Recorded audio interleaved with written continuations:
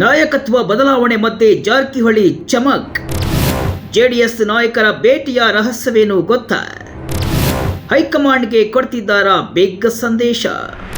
ನಾಯಕತ್ವ ಬದಲಾವಣೆ, ಕೆಪಿಸಿಸಿ ಅಧ್ಯಕ್ಷರ ಬದಲಾವಣೆ ಕಾಂಗ್ರೆಸ್ನಲ್ಲಿ ಗಲಾಟೆ ಎಬ್ಬಿಸಿದೆ. ಪ್ರಭಾವಿ ನಾಯಕರು ಹೈಕಮಾಂಡ್ ಮುಂದೆ ಶೋ ಅಪ್ ಮಾಡ್ತಾ ಇದ್ದಾರೆ. ತಮ್ಮ ಶಕ್ತಿ ಪ್ರದರ್ಶನದ ಮೂಲಕ ತಮ್ಮ ಇರುವಿಕೆಯನ್ನ ತೋರಿಸಿಕೊಳ್ತಾ ಇದ್ದಾರೆ. ಈ ಮಧ್ಯೆ ಹೈಕಮಾಂಡ್ಗೆ ಸತೀಶ್ ಜಾರಕಿಹೊಳಿ ಸಂದೇಶ ರವಾನಿಸುವ ಕೆಲಸವನ್ನ ಮಾಡ್ತಿದ್ದಾರೆ. ಕಾಂಗ್ರೆಸ್ನಲ್ಲಿ ಡೆವಲಪ್ಮೆಂಟ್ಗಳು ನಡೆಯುತ್ತಿರುವಾಗಲೇ ಸತೀಶ್ ಜಾರಕಿಹೊಳಿ ಸೈಲೆಂಟ್ ಆಗಿಯೇ ರಾಜಕೀಯ ದಾಳವನ್ನ ಉರುಳಿಸುತ್ತಿದ್ದಾರೆ. ಜೆಡಿಎಸ್ ನಾಯಕರನ್ನ ಭೇಟಿಯಾಗೋದು, ದಲಿತ ಸಚಿವರ ಜೊತೆ ಗೌಪ್ಯ ಸಭೆ ಮಾಡೋದು, ಇದೆಲ್ಲವೂ ಕೂಡ ರಾಜಕೀಯದ ತಂತ್ರವಲ್ಲದೆ ಬೇರೇನೂ ಅಲ್ಲ. ಇದೊಂದು ಯೋಜಿತ ರಾಜಕೀಯ ದಾಳಿ ಅಂತಾನೂ ಹೇಳಬಹುದು. ಹೀಗಾಗಿ ಸತೀಶ್ ಜಾರಕಿಹೊಳಿ ನಡೆ ಬಗ್ಗೆ ಒಂದಿಷ್ಟು ಅನುಮಾನ, ರಾಜಕೀಯ ತಂತ್ರ ಇದೆಲ್ಲವೂ ಕೂಡ ಚರ್ಚೆ ಆಗ್ತಾ ಇದೆ. ಹಾಗಾದ್ರೆ ಸತೀಶ್ ಜಾರಕಿಹೊಳಿಯ ಮಾಸ್ಟರ್ ಪ್ಲಾನ್ ಏನು? ಪದೇ ಪದೇ ಜೆಡಿಎಸ್ ನಾಯಕರನ್ನ ಭೇಟಿ ಆಗ್ತಿರೋದು ಯಾಕೆ? ಅವರ ರಾಜಕೀಯ ತಂತ್ರವೇನು? ನೋಡ್ಕೊಂಡು ಬರೋಣ ಬನ್ನಿ.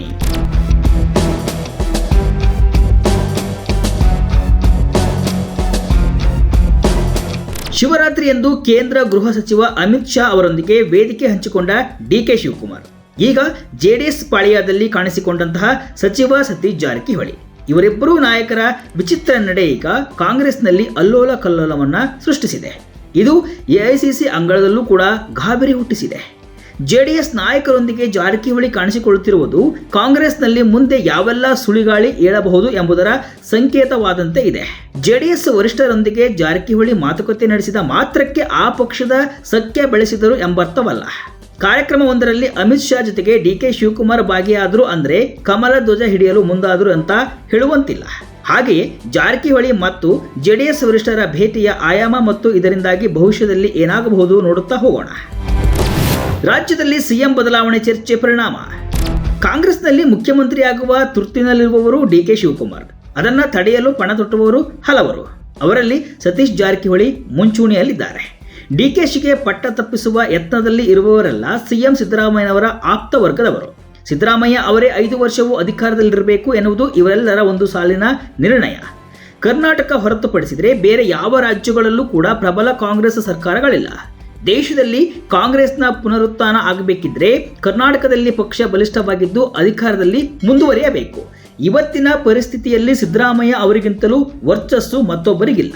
ಸಿದ್ದರಾಮಯ್ಯನವರ ನಾಯಕತ್ವದಲ್ಲೇ ಪೂರ್ಣಾವಧಿಯ ಸರ್ಕಾರವಿದ್ರೆ 2028ರಲ್ಲೂ ಕಾಂಗ್ರೆಸ್ ಮೇಲುಗೈ ಸಾಧಿಸುವುದು ಸುಲಭ. ಯಾಕಂದ್ರೆ ಬಿಜೆಪಿಯಲ್ಲಿ ಸರಿಯಾದ ನಾಯಕತ್ವವಿಲ್ಲ.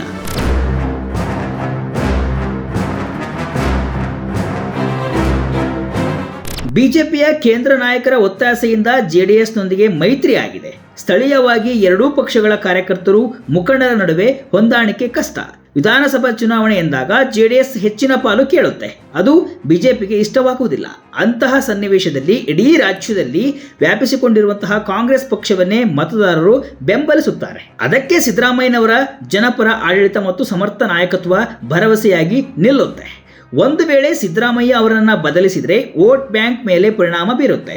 ಅಹಿಂದ ಸಮುದಾಯದ ಗಣನೀಯ ಮತಗಳು ಕೈಜಾರಿ ಹೋಗುತ್ತವೆ ಎಂಬ ವಾದ ಸರಣಿಯನ್ನ ಸಿದ್ದರಾಮಯ್ಯನವರ ಬೆಂಬಲಿಗರು ಮುಂದಿಡ್ತಿದ್ದಾರೆ. ಇವೆಲ್ಲವೂ ಡಿಕೆ ಶಿವಕುಮಾರ್ ಅವರನ್ನ ಸಿಎಂ ಸ್ಥಾನದಿಂದ ಯಾಕಾಗಿ ದೂರವಿಡಬೇಕು ಎಂಬುದಕ್ಕೆ ಸಮರ್ಥನೆಗಳು ಆಗಿವೆ. ಈ ಎಲ್ಲ ವಿಚಾರಗಳನ್ನ ಇಂಚಿಂಚು ಬಿಡದಂತೆ ಜಾರಕಿಹೊಳಿ ಮತ್ತವರ ಸಹವರ್ತಿಗಳು ಹೈಕಮಾಂಡ್ ಕಿವಿಗೆ ಹಾಕಿದ್ದಾರೆ. ಹೈಕಮಾಂಡ್ಗೆ ಡಿಕೆಶಿ ಮೇಲೆ ಪ್ರೀತಿ. ಡಿಕೆ ಶಿವಕುಮಾರ್ಗೆ ಪಟ್ಟ ಕಟ್ಟಿದ್ದೇ ಆದಲ್ಲಿ ದೊಡ್ಡ ಸಂಖ್ಯೆಯ ಶಾಸಕರು ಪಕ್ಷಕ್ಕೆ ಗುಡ್ ಬೈ ಹೇಳುತ್ತಾರೆ. ಅದರಿಂದ ಸರ್ಕಾರವೇ ಬಿದ್ದು ಹೋಗಬಹುದು ಅಂತ ಈ ಗುಂಪಿನ ವಲಯದಲ್ಲಿ ಮಾತು ಕೇಳಿ ಬರ್ತಾ ಇದೆ. ಅದೇನಿದ್ರೂ ಹೈಕಮಾಂಡ್ಗೆ ಡಿಕೆಶಿ ಮೇಲೆ ಪ್ರೀತಿ. ವಿಧಾನಸಭೆ ಚುನಾವಣೆಯಲ್ಲಿ ಡಿಕೆ ಶಿವಕುಮಾರ್ ಅವರು ನೆಲಕಚ್ಚಿ ನಿಂತು ಕೆಲಸ ಮಾಡಿದ್ದಾರೆ ಅಂತ ಅವರ ಕಡೆಯವರು ಇದಕ್ಕೆ ಸಾಕ್ಷ್ಯವನ್ನ ಹೈಕಮಾಂಡ್ಗೆ ಒದಗಿಸುತ್ತಾರೆ. ಸಿದ್ದರಾಮಯ್ಯನವರು ಅಧಿಕಾರದಲ್ಲಿ ಮುಂದುವರೆದಷ್ಟು ಕಾಲ ಅದೆಷ್ಟೇ ಎಫರ್ಟ್ ಹಾಕಿದರೂ ಇಡೀ ಸಂಪುಟದ ಮೇಲಿನ ನಿಯಂತ್ರಣ ಡಿಕೆಶಿಗೆ ದಕ್ಕುವುದಿಲ್ಲ. ಆದರೆ ಡಿಸಿಎಂ ಮತ್ತು ಅಧ್ಯಕ್ಷರ ನೆಲೆಯಲ್ಲಿ ಈಗಾಗಲೇ ಸರ್ಕಾರ ಪಕ್ಷದಲ್ಲಿ ಹಿಡಿತವನ್ನ ಡಿಕೆಶಿ ಸಾಧಿಸಿದ್ದಾರೆ.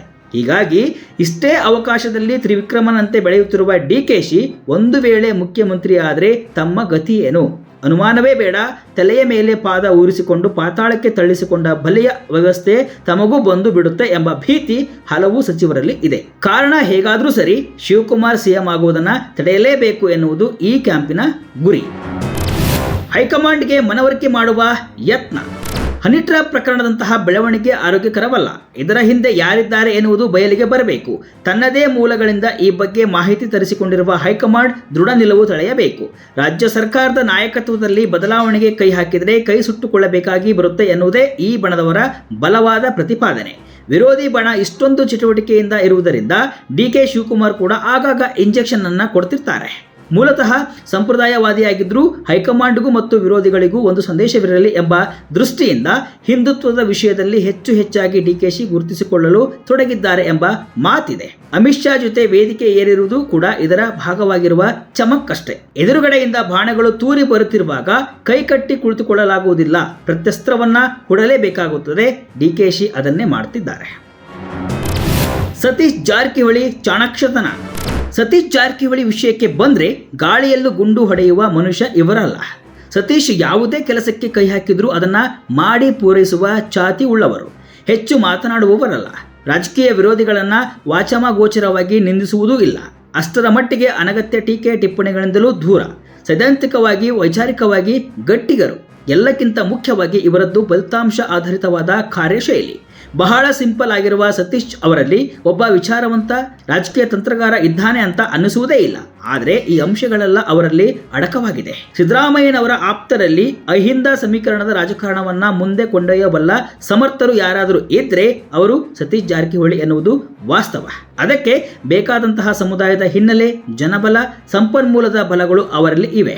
ಸಿದ್ದರಾಮಯ್ಯನವರ ನಂಬಿಕಸ್ಥರಲ್ಲಿ ಅತ್ಯಂತ ವಿವೇಚನೆಯಿಂದ ಶಸ್ತ್ರ ಹಿಡಿಯುವ, ಯೋಚಿತವಾಗಿ ಅಸ್ತ್ರ ಪ್ರಯೋಗಿಸುವ ಯೋಧ ಅಂದರೆ ಅದು ಸತೀಶ್ ಜಾರಕಿಹೊಳಿ.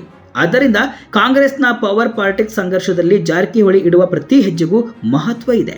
ಹೈಕಮಾಂಡ್ ಇವರನ್ನ ಯಾವ ಕಾರಣಕ್ಕೂ ನಿರ್ಲಕ್ಷಿಸುವ ಸಾಹಸಕ್ಕೆ ಕೈ ಹಾಕಲ್ಲ.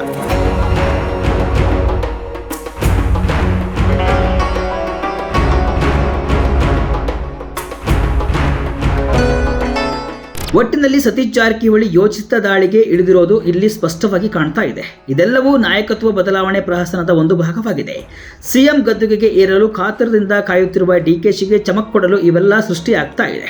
ಈ ಮೂಲಕ ಹೈಕಮಾಂಡ್ಗೆ ಸಿದ್ದರಾಮಯ್ಯ ಅಲ್ಲದೆ ಬೇರೆ ಯಾರು ಬೇಡ ಅನ್ನೋ ಸಂದೇಶವನ್ನ ರವಾನಿಸುತ್ತಿದ್ದಾರೆ. ಇತ್ತ ಡಿಕೆಶಿ ಸಿಎಂ ಗದ್ದುಗೆಗೆ ಏರಲು ಒಳಗೊಳಗೆ ತಂತ್ರವನ್ನ ರೂಪಿಸುತ್ತಿದ್ದಾರೆ. ಡಿಕೆಶಿಗೆ ಸಿಎಂ ಪಟ್ಟ ಕೊಟ್ರೆ ಏನಾಗುತ್ತೆ ಅನ್ನೋದನ್ನ ಸಿದ್ದು ಬಣಗಳು ಈಗಾಗಲೇ ಟ್ರೈಲರ್ ಅನ್ನ ತೋರಿಸಿದ್ದಾರೆ. ಸದ್ಯ ಎಲ್ಲವೂ ಹೈಕಮಾಂಡ್ ನಿರ್ಧಾರದ ಮೇಲೆ ನಿಂತಿದೆ.